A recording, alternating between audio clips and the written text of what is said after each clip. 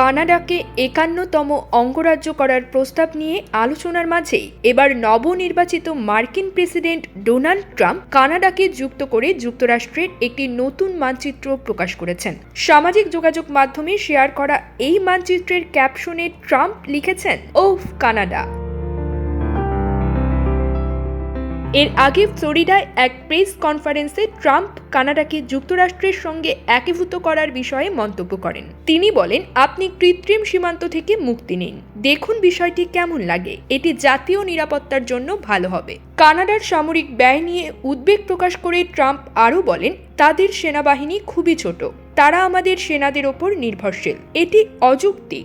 যুক্তরাষ্ট্রের সঙ্গে কানাডাকে একীভূত করতে সামরিক শক্তি প্রয়োগ করবেন কিনা এমন প্রশ্নের জবাবে ট্রাম্প বলেন, না, অর্থনৈতিক শক্তি প্রয়োগ করব।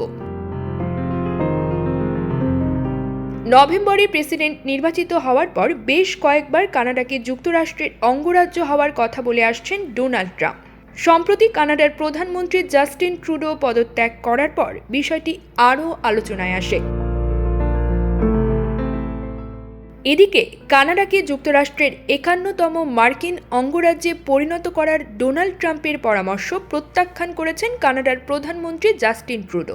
সামাজিক যোগাযোগ মাধ্যম এক্সে দেওয়া এক পোস্টে ট্রুডো লেখেন, কানাডার যুক্তরাষ্ট্রের অঙ্গরাজ্য হওয়ার কোনো সুযোগ নেই। ট্রুডো আরও বলেন, যুক্তরাষ্ট্র এবং কানাডা পরস্পরের বৃহত্তম বাণিজ্য ও নিরাপত্তা অংশীদার।